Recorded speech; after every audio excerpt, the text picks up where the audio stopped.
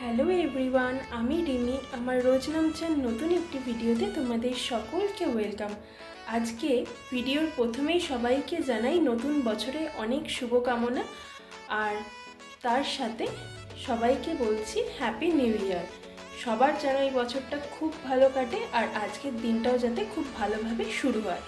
তাই বছরের প্রথম বলে কিছু মিষ্টি দিয়ে আজকে রেসিপিটাকে আমি শুরু করছি। আজকে বানিয়েছি হচ্ছে গাজরের হালুয়া।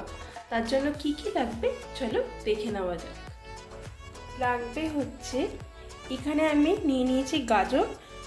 এখন শীতের সময় যেই লাল গাজরটা পাওয়া যায় আমি সেটা দিয়ে আজকে গাজরের হালুয়া বানাবো।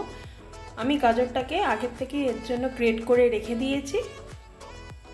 আর লাগবে হচ্ছে ঘি, তার সাথে নিয়ে নিয়েছি কিছু ড্রাই ফ্রুট, আর নিয়ে নিয়েছি হচ্ছে এলাচ, আর এখানে লাগবে হচ্ছে দুধ, আর এখানে আমি একটা দুধের পাউডারও নিয়ে নিয়েছি। তাহলে চলো এবার শুরু করি। এখানে আমি গাজরের পরিমাণটা বলে দিই। এখানে গাজরের পরিমাণটা আমি আধা কিলো গাজর এখানে নিয়েছি। আর আরেকটা জিনিস যেটা লাগবে দেখানো হয়নি, সেটা হচ্ছে চিনি। আধা কিলো গাজরের জন্য আমি এখানে 200 গ্রাম চিনি নিয়েছি। তাহলে চলো এবার শুরু করি। গ্যাস অন করে আমি একটা কড়াই বসিয়েও দিয়েছি, আর গাজরটাকে আমি সবার ফার্স্টে ঘি দিয়ে ভেজে নেব। তাহলে চলো কড়াইতে এখন ঘি দিয়ে নিই। ঘিটা আমার মেল্ট হয়ে গেছে। এখন গ্রেট করা যে গাজরটা রয়েছে সেটা আমি দিয়ে দেবো।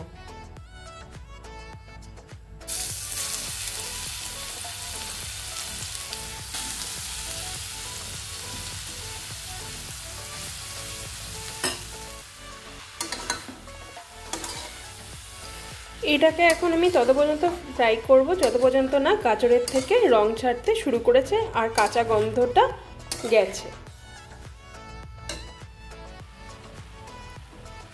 এটা হতে হতে ততক্ষণে চলো যে ড্রাই ফ্রুটগুলো রয়েছে সেইগুলোকে আমি চপ করে নিই।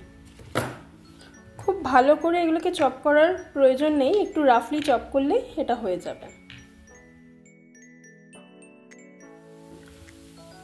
আর গাজরের রংটাও দেখো কতটা চেঞ্জ হয়ে গেছে।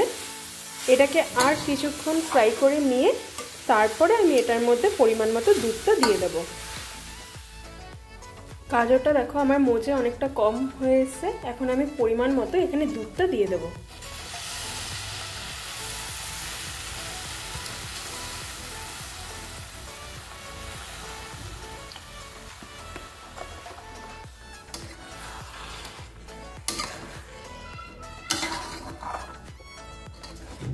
দুধটার সাথে গাজরটাকে ভালো করে মিক্স করে নিয়ে আমি এটাকে এখন সিদ্ধ হওয়ার জন্য এইভাবেই রেখে দেব। তাহলে চলো এটাকে আমি কিছুক্ষণের জন্য এখন ঢেকে রেখে দিই। দুধটা দেখো প্রায় এই পুরোটাই টেনে নিয়েছে, আরও কিছুটা এটাকে টানিয়ে নিয়ে তারপরে আমি চিনিটা এখানে অ্যাড করব। দুধটা পুরোটা টেনে গেছে। এখন আমি যেই চিনিটা রয়েছে সেটা আমি দিয়ে দেব, আর দিয়ে এটাকে আমি আবারও নাড়িয়ে দেবো ভালো করে।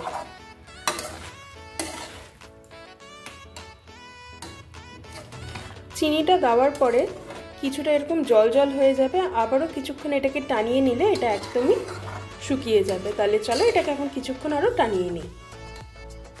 আর সাথে গুঁড়ো দুধটাকেও আমি দিয়ে দেবো।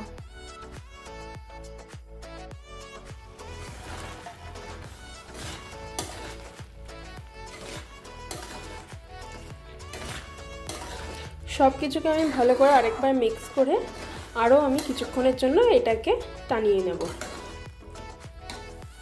এটা দেখো একদম টেনে গেছে। এখন যেই এলাচ গুঁড়োটা রয়েছে সেটাও আমি দিয়ে দেব, আর দিয়ে দেব হচ্ছে যেই কেটে রাখা ড্রাই ফ্রুটগুলো ছিল সেইগুলো দিয়ে আমি আবারও ভালো করে সব কিছু মিক্স করে নামিয়ে নেব।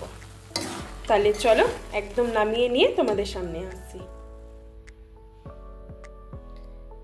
এই দেখো গাজরের হালুয়া একদম রেডি হয়ে গেছে আমাদের। আমি বাটিতে সার্ভ করে নিয়ে চলেও এসেছি। যদি তোমাদের আজকের এই রেসিপিটা ভালো লেগে থাকে তাহলে বাড়িতে তোমরাও একবার এইভাবে ট্রাই করো। আর ভিডিওটা ছেড়ে যাওয়ার আগে একটা লাইক শেয়ার সাবস্ক্রাইব করে দিও। আজকের জন্য টাটা, সবাই ভালো থেকো, সুস্থ থেকো।